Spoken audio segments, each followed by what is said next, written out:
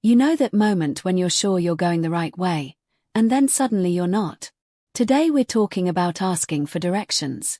Not the awkward, panicky version, but the calm, clear, actually useful way to do it. And we're keeping it practical. Like, what do you say when you're on foot, on public transport, or driving? How do you ask politely? How do you understand the answer? And what do you do when you still don't get it? Let's start with the big fear, bothering people.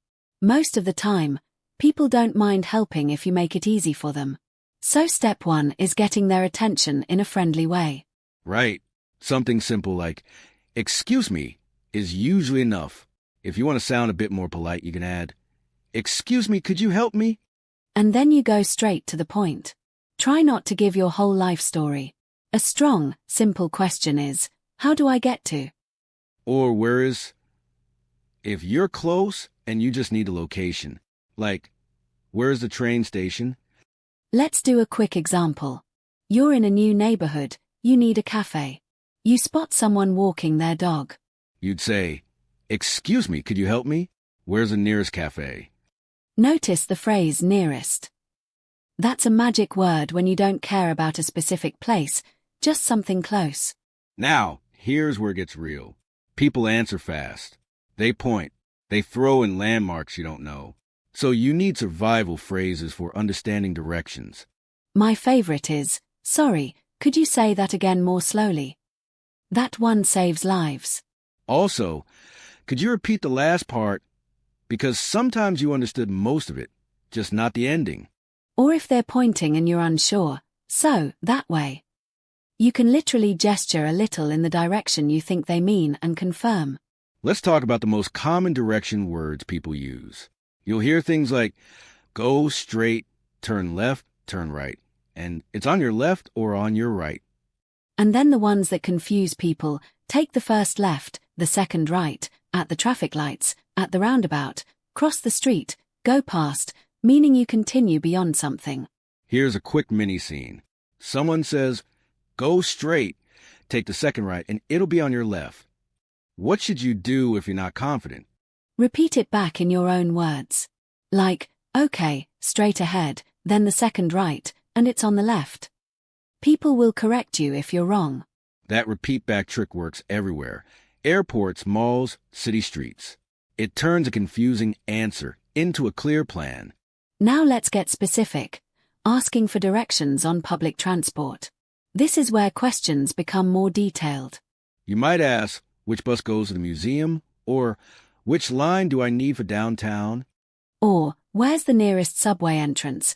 And if you already have a station name, does this train stop at Central Station? And one of the best questions for transit is, how many stops is it? Because that helps you relax. You're not guessing the whole way. Also timing questions. How long does it take to get there? Or how often does the bus come? Okay, but what about when someone gives you directions that sound like a puzzle? Like, go to the big statue, then turn where the old bakery used to be. Then you shift to landmark-based clarity. Ask, is it near a bank or a supermarket? Or what's a big sign I should look for? Or even, could you show me on the map? That might be the easiest option if both of you have phones. Yes, and if you're the one with the phone, you can say, "I have a map here, could you point to it?" People often explain better when they can see the route. Let's cover asking for directions while driving, because that adds pressure. You can't stop and analyze for 10 minutes. In that case, your question should focus on the next action. Like, which way should I go for the highway? Or is this the road to the airport? And if you can pull over and ask safely, what's the quickest way to? Or is there a faster route because of traffic? Now, a quick word about politeness. Start with "excuse me," add "please" when you ask, and finish with "thank you." Simple, but it matters. And if someone helps you a lot, you can add, "I really appreciate it." Not necessary, but it's a nice human moment. Let's talk about what happens when you still don't understand. Because it happens. Maybe they speak quickly, maybe there's noise, maybe you're just overwhelmed. In that case, it's totally fine to say, "Sorry, I'm still a bit lost. Could you explain another way?" Or ask one small question at a time, Should I go left or right from here? Then once you do that part, you can ask again later if needed. Another strategy is to ask a different person, not because the first person was wrong, but because a second explanation might click for you. And don't underestimate the power of confirming distance. Ask, is it far? Or is it within walking distance? Because close means different things to different people. For one person, close is 2 minutes. For another, it's 20. So you can ask, about how many minutes? Let's end with a full, natural example conversation. You're trying to find a library. You say, excuse me, could you help me? How do I get to the library from here? They answer with something like, go straight, turn left at the lights, and it's next to the park. And you respond, okay, straight ahead, left at the traffic lights, and it's near the park, right? They confirm, and you finish with, perfect, thank you so much. That's it. Simple, polite, and you've double-checked, so you're not wandering in the opposite direction. So the key skills are, ask clearly, listen for the next step, repeat it back, and don't be afraid to ask for slower or simpler directions.